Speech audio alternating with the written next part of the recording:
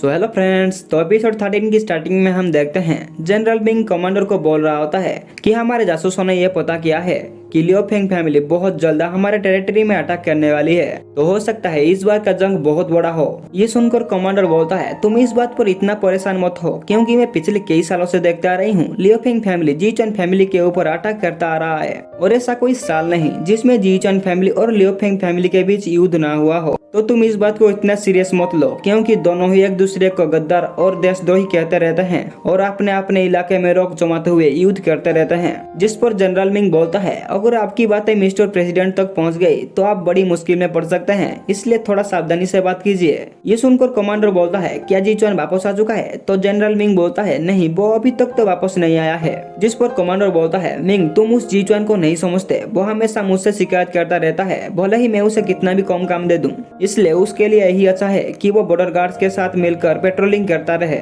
जिस दौरान उसे ज्यादा काम करना पड़ेगा और वो उसी में ही उलझा रहेगा। वही दूसरी तरफ हम जी चुआन को देखते हैं, जो पेट्रोलिंग करते करते थक चुका था और आराम करने की बातें कर रहा था, पर उस आराम करने नहीं दिया जाता और नए नए इलाके के बारे में बताया जा रहा था और नया काम भी समझाया जा रहा था, जिससे वो इरिटेट हो जाता है और धीरे से बोलता है, बदबूदार लोग। ये बात को शायद इवांटा ही सुन लेती है, तो वो कुछ बोल नहीं जा रही थी कि तभी जी चुआन को दूर से कुछ आवाज सुनाई देता है। तो वो वहाँ पे जाकर छुप कर देखता है कि लियो फेंग की आर्मी उनके सिपाहियों के ऊपर अटैक किए हुए थे। वो लोग लगभग सारे सिपाहियों को मार ही दिए थे और सिर्फ एक दो सिपाही ही बचे हुए थे जिन्हें वो लोग अभी मारने वाले थे। कि तभी जी चुआन दूर से अपने तलवार को फेंकता है और एक को बचा लेता है। उसके बाद वो अकेला ही जाता है और वहाँ पे जितने भी सिपाही थे उन सारों को धड़ाधड़ काटते हुए एक ही बार में खत्म कर देता है। तभी इवंटाई भी कुछ सिपाहियों के साथ वहाँ पे पहुंच जाती है। अब जी चुआन इधर उधर देखता है तो उसे एक सिपाही के पास से कुछ मिलता है, जिसे देखकर वो इवंटाई को बोलता है, तुम जल्द से जल्द बेस में जाओ और कमांडर को इन्फॉर्म करो, क्योंकि ये कोई छोटी मोटी लड़ाई नहीं, एक बहुत बड़ा खतरा आने वाला है, शायद जंग भी हो सकता है,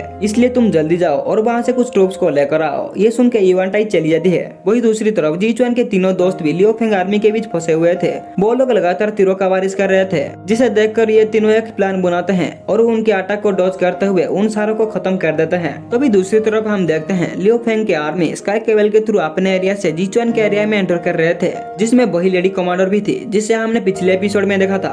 अब यहाँ पे व्यू चेंज होता है और हमें इवंटाई को दिखाया जाता है, जो कमांडर को इन्फॉर्म करने बेस में जा रही थी, लेकिन तभी उसे लियो फेंग के बहुत सारे सिपाही घेर लेते हैं, जिन्हें देखकर वो फाइट करने के लिए तैयार हो जाती है, पर हमें उनकी फाइट नहीं दिखाया जाता। जबकि दूसरी तरफ जी चुआन बॉर्डर के पास बना हुआ बेस में जाता है तो वहाँ पर लियो फेंग की आर्मी हमला करके कब्जा किए हुए थे, जिसे देखकर वो छुपते हुए जाता है और एक सिपाही को मार देता है। तो भी और दो सिपाही निकल आता है तो वो उन्हें भी मार देता है और ऐसा ही मारते मारते वो ऊपर चला जाता है, जहाँ से वो अपने आर्मी तक सिग्नल पहुंचाने वाला था। तो वो सिग्नल पहुंचाने के लिए आग जलाकर धुआं निकाल ही रहा था, तो भी एक सिपाही उस पर पानी फेंक देता है, जिस पर जी चुआन को बहुत ज्यादा गुस्सा आता है। तो वो उस सिपाही का जमकर धुलाई करता है, जिसके बाद यहाँ पे सीन कट होता है और हमें इवंटाई को दिखाया जाता है, जो बेहोश हो गई थी। तो उसके सिपाही आकर उसे उठाता है और मैसेज देने के लिए बेस के तरफ इवंटाई के साथ जाने लगते हैं, लेकिन इवंटाई को रास्ते में ही शौक हो जाती है कि ये लोग उसके सिपाही नहीं है और कोई है, इसलिए वो उन पर अटैक कर देती है, पर वो उसके अटैक से बच जाती है और अपना फेस दिखाती है, जो कि वही लेडी ऑफिसर थी। ये ऑफिसर इवंटाई को ऑफर देती है कि तुम अगर हमें बेस तक पहुंचा दोगे तो हम तुम्हें नहीं मारेंगे, लेकिन इवंटाई तो लॉयल थी, इसलिए वो अपना जान देने के लिए तैयार हो जाती है, पर उनको बेस तक नहीं जाने देती। वो उनके साथ फाइट करती है, पर वो लोग बहुत सारे थे, इसलिए वो कमजोर पड़ रही थी। फिर भी वो हार नहीं मानती है और उस लेडी ऑफिसर के ऊपर अटैक कर देती है, लेकिन पीछे से और एक ऑफिसर आकर उसे मार देती है। तभी वो लेडी ऑफिसर देखती है दूर से काला धुआं निकल रही थी, तो वो समझ जाती है कि आर्मी को सिग्नल मिल चुका है, इसलिए वो बोलती है, अब हम इन पर हमला नहीं कर सकते, क्योंकि बड़े बड़े आर्मी ट्रूप्स आ रहे होंगे, इसलिए सबसे अच्छा होगा हम वापस चले जाए। वही कमांडर भी सिग्नल देखकर निकल चुका था और दूसरी तरफ जी चुआन भी सिग्नल देने के बाद ऊपर ही था, लेकिन नीचे बहुत सारे लियो फेंग आर्मी उसे घेरे हुए थे। तो वो सीढ़ियों से उतरते उतरते उन्हें मारने लगता है। तो भी उन लोगों को भी सिग्नल मिल जाता है कि वो लोग बैकअप कर जाए। ये देखकर वो लोग भी भाग जाते हैं। वही जी चुआन वहाँ पे इतने सारे सिपाहियों से लड़ने के बाद थक चुका था, तो वो वहाँ पे बैठ जाता है। तो भी दूसरी तरफ से उसके दोस्त बहुत ही जोश के साथ चीखते हुए आ जाते हैं। तो जी चुआन अपने तीनों दोस्तों को सही सलामत देखकर बहुत खुश हो जाता है। अब वो लोग सोचते हैं आखिर ये लियो फेंग आर्मी किस सीक्रेट रास्ते का यूज किया होगा यहाँ तक आने के लिए। ये सोचते हुए वो डिसाइड करते हैं कि वो लोग जाकर उस सीक्रेट रास्ते को देखेंगे। उसके बाद वो लोग ढूंढते ढूंढते एक जगह पर पहुंच जाते हैं, जहाँ पे पहाड़ की इस साइड पर जी चुआन होता है और दूसरी साइड पर वो लेडी ऑफिसर अपने साथियों के साथ होती है। वो दोनों ही एक दूसरे पर शक करते हैं। तो भी जी चुआन पूछता है तुम किस तरफ हो? तो वो लेडी ऑफिसर बोल देती है कि हम बॉर्डर गार्ड्स है।